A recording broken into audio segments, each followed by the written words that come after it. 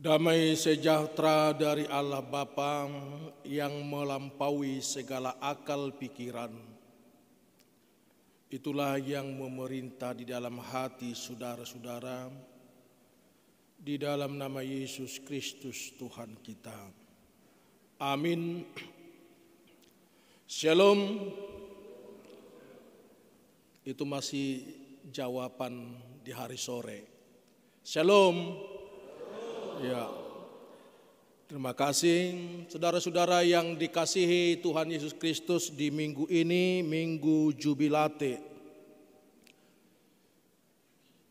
kita disapa firman Tuhan melalui kitab Nabi Yehezkiel pasal yang ke-34 ayat 11 sampai dengan ayat 16. Dengan topik minggu kita, Allah menggembalakan umatnya. Demikian pembacaan firman Tuhan. Sebab beginilah firman Tuhan Allah, dengan sesungguhnya aku sendiri akan memperhatikan domba-dombaku dan akan mencarinya.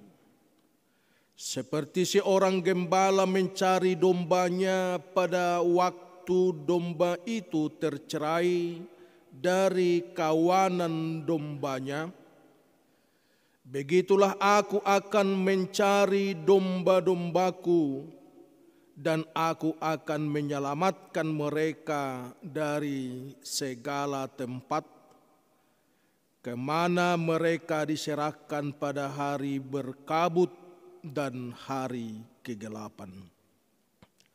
Aku akan membawa mereka keluar dari tengah bangsa-bangsa dan mengumpulkan mereka dari negeri-negeri dan membawa mereka ke tanahnya. Aku akan menggembalakan mereka di atas gunung-gunung Israel, di alur-alur sungainya, dan di semua tempat kediaman orang di tanah itu. Di padang rumput yang baik akan kugembalakan mereka, dan di atas gunung-gunung Israel yang tinggi, disitulah tempat penggembalanya. Di sana, di tempat penggembalaan yang baik, mereka akan berbaring, dan rumput yang subur menjadi makanannya di atas gunung-gunung Israel. Aku sendiri akan menggembalakan domba-dombaku dan aku akan membiarkan mereka berbaring. Demikian firman Allah. Yang hilang akan kucari, yang tersesat akan kubawa pulang, yang luka akan kubalut, yang sakit akan kukuatkan, serta yang gemuk dan yang kuat akan kulindungi.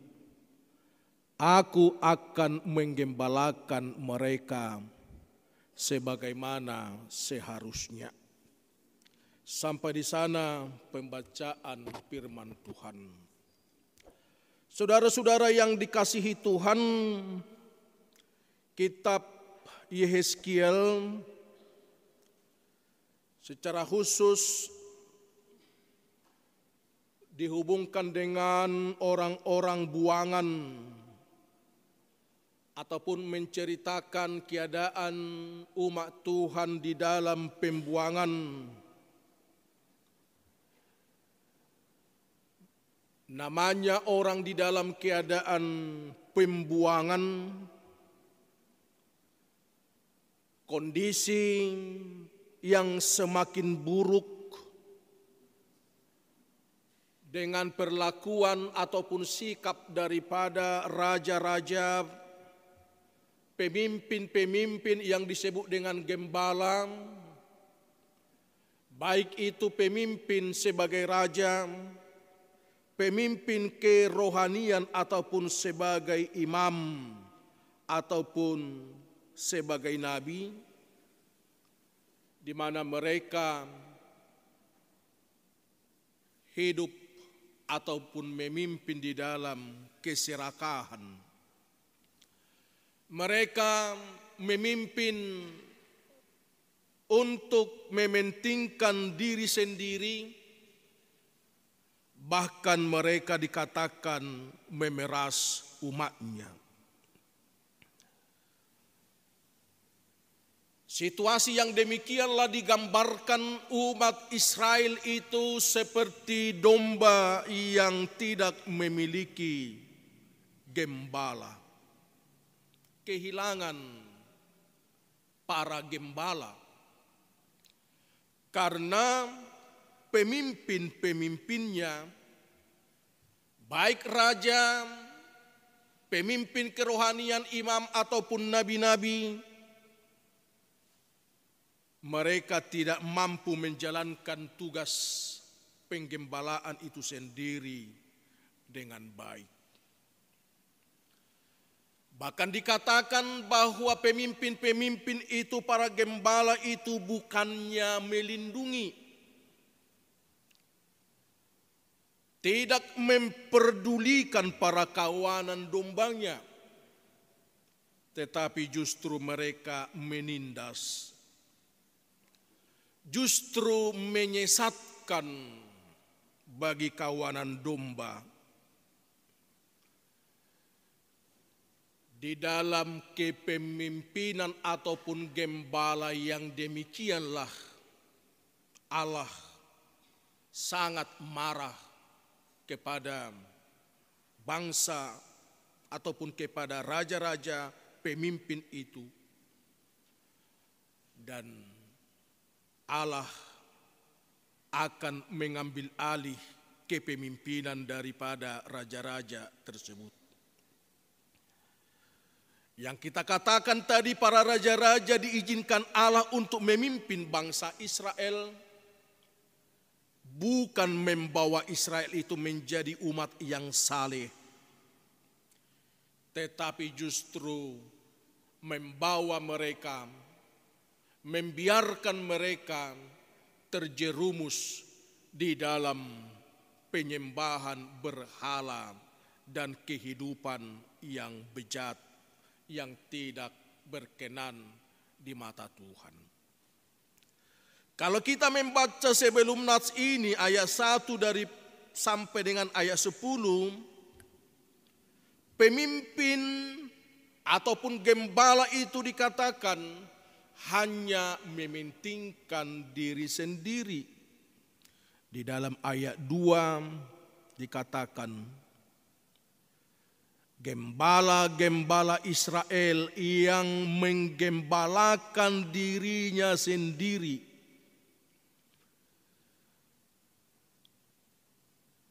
Sebagai gembala yang mementingkan diri sendiri, dikatakan ayat 3, mereka menikmati susunya dan dari bulunya kamu buat pakaian, yang gemuk engkau sembelih, tetapi domba-domba itu sendiri tidak kamu gembalakan. Artinya mereka tidak peduli akan umat tersebut. Mereka membiarkan umatnya itu tercerai-berai. Mereka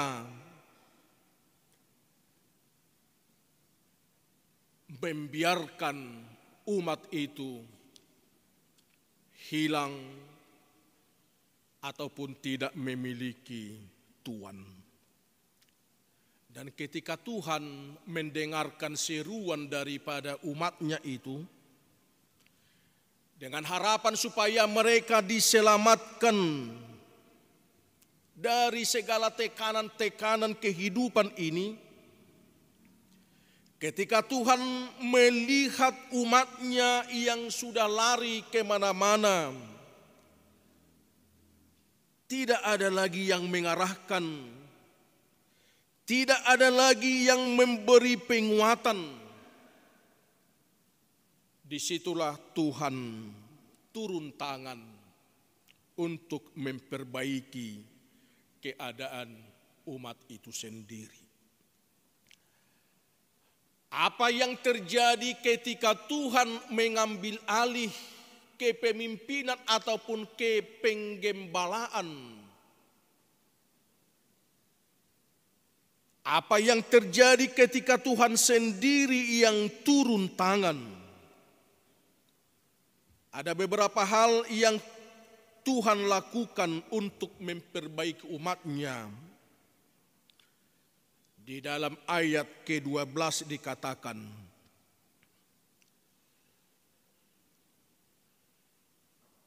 seperti seorang gembala mencari dombanya pada waktu domba itu tercerai dari kawanan dombanya, begitu aku mencari domba-dombaku dan menyelamatkan mereka dari segala tempat.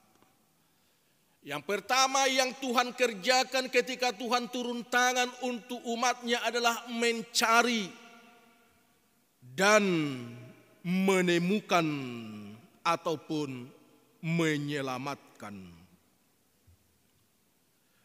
Kalau dikatakan aku akan mencari dan menyelamatkan, ini memperlihatkan bagaimana Tuhan itu dengan sungguh-sungguh mencari umat yang tercerai berai tadi. Tuhan turun tangan, menelusuri, mencari. Artinya Tuhan tidak menunggu umatnya datang, tetapi Dia mencari yang hilang. Dia menelusuri ke lembah-lembah. Dia masuk kepada belantara dosa ataupun maut.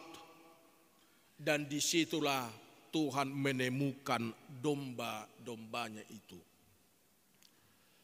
Yang kedua, apa yang Tuhan kerjakan ketika Tuhan turun tangan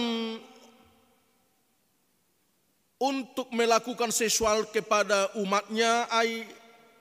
Yang kedua dikatakan, Tuhan mengumpulkan umatnya dan membawa mereka ke tanah perjanjian. Dibawa ke tanah perjanjian. Dicari, baru yang kedua adalah dibawa. Ini memperlihatkan ketika Tuhan sudah turun tangan, maka Allah akan mengumpulkan dan Allah akan memulihkan. Artinya penyelamatan Tuhan itu bukan hanya penyelamatan secara kerohanian, tetapi juga Tuhan memulihkan kehidupan mereka di dalam keseharian ataupun di dalam kehidupan yang nyata. Yang ketiga, ayat 14-15, apa yang Tuhan kerjakan ketika Tuhan turun tangan dikatakan, aku memberi mereka padang rumput yang baik. Aku memberikan mereka padang rumput yang baik. Artinya Ia sendiri yang menggembalakan. Dia menuntun kepada pembaringan. Tuhan tidak hanya menyelamatkan sementara, tetapi terus-menerus Tuhan memelihara, Tuhan mengasihi dan memperhatikan umatnya. Itulah yang digambarkan di dalam ayat 14 sampai ayat 15 itu, di mana Tuhan akan memberikan padang rumput. Yang keempat, apa yang Tuhan kerjakan ketika Dia turun tangan menyelamatkan umatnya, ayat 16. Yang hilang akan kucari, yang tersesat akan kubawa pulang, yang luka akan kubalut, yang sakit akan kukuatkan, serta yang gemuk dan yang kuat akan kulindungi. Aku akan menggembalakan mereka sebagaimana seharusnya. Ini memperlihatkan ketika Tuhan sudah turun tangan, maka Ia akan menyembuhkan yang terluka. Dia akan menguatkan yang lemah.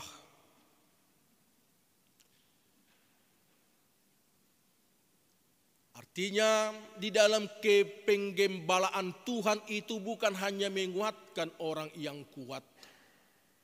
Dia tidak membiarkan gembala yang lemah, tetapi yang lemah itu dikuatkan, yang sakit dibalut,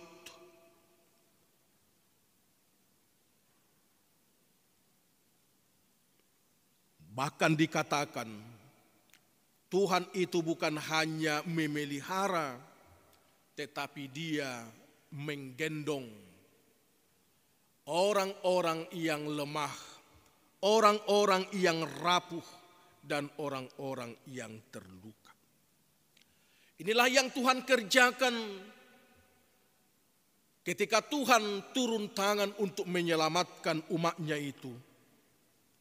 Dan kalau kita lihat tadi urutan-urutan ataupun alur di dalam tindakan Tuhan, Tuhan mencari, Tuhan mengumpulkan, Tuhan memulihkan. Setelah Tuhan pulihkan, baru Tuhan memberikan makanan, Tuhan memberikan ketenangan. Setelah Tuhan pulihkan, Tuhan menyembuhkan luka-luka dan menguatkan yang lemah. Inilah tindakan Tuhan yang sangat luar biasa, memperbaiki keadaan umat yang tercerai-berai, yang terluka, yang tidak dipedulikan oleh para gembala-gembala yang seharusnya harus menjadi gembala yang baik. Saudara yang dikasihi Tuhan, kehidupan kita zaman sekarang ini tentu tidak jauh berbeda dari domba-domba yang tercerai-berai, yang tersesat ataupun yang terluka. Bahkan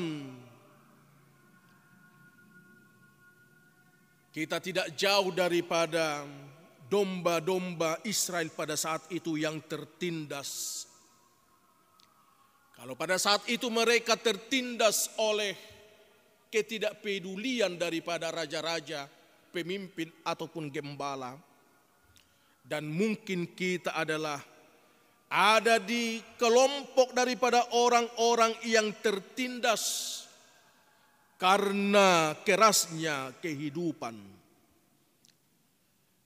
Dengan kerasnya kehidupan yang kita jalani pada saat ini, mungkin ada orang yang tercerai-berai di dalam keluarga. Ada konflik suami istri yang berkepanjangan. Hubungan daripada orang tua dengan anak adalah hubungan yang renggang, yang saling menyalahkan satu dengan yang lain. Mungkin kita menghadapi sesuatu hal kerasnya kehidupan ini karena pertengkaran antara saudara, ataupun mungkin dari antara kita ada yang merasa kesepian di dalam keluarga kita sendiri. Mungkin kita adalah orang-orang yang terluka karena perbuatan tidak adil kepada kita. Terluka di dalam hal sikap orang yang menggerogoti ketidakbaikan di dalam pekerjaan kita. Dan banyak lagi yang boleh kita alami seperti yang dialami oleh bangsa Israel pada saat itu.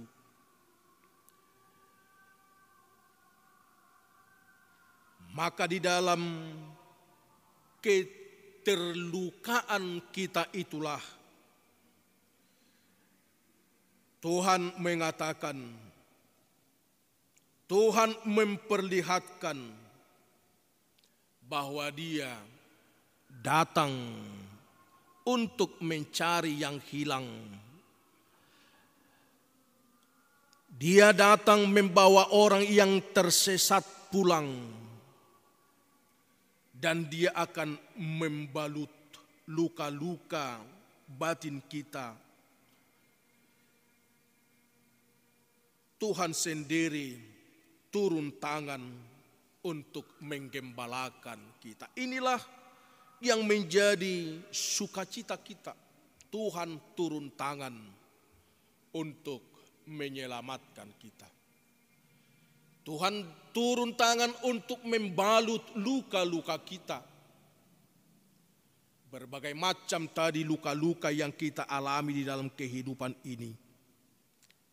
Tetapi sebagai gembala yang baik, Dia datang supaya kita terselamatkan. Yang kedua, dari nats ini juga kita belajar tentang bagaimana seorang gembala, Allah sebagai seorang gembala, dan Yesus katakan di dalam Yohanes 10, akulah gembala yang baik.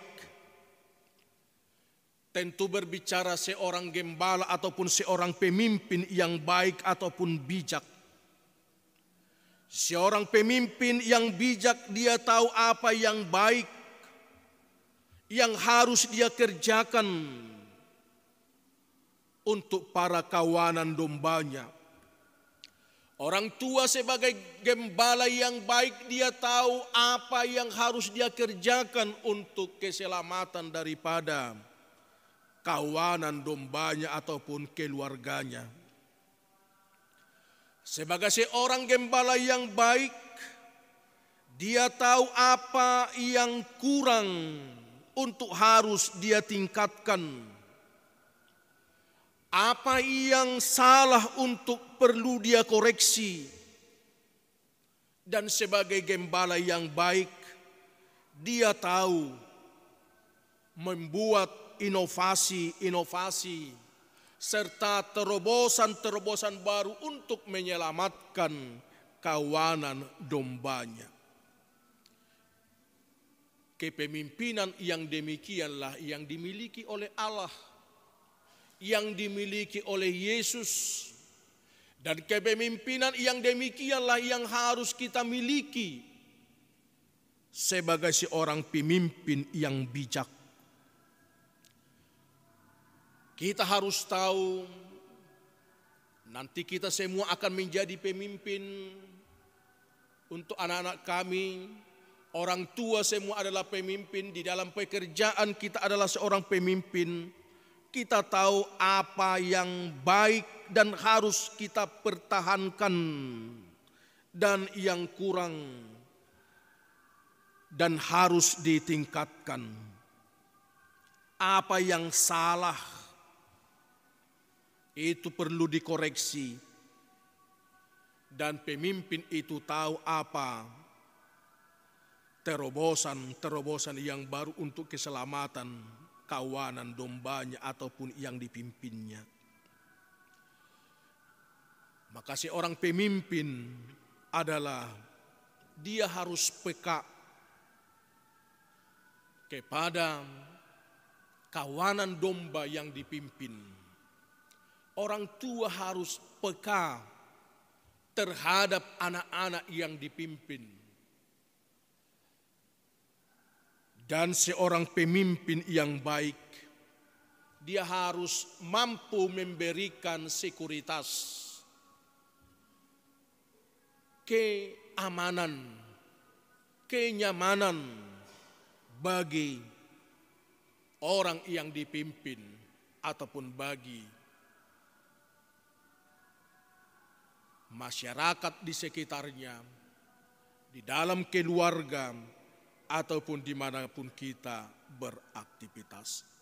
Maka ketika Tuhan memperkenalkan dirinya sebagai gembala yang baik, dengan dia menyatakan kebaikannya itu dengan turun tangan membereskan, menyelamatkan umatnya, kepemimpinan itu jugalah yang harus kita miliki di dalam kehidupan kekristenan kita dimanapun kita beraktivitas. Amin, kita berdoa.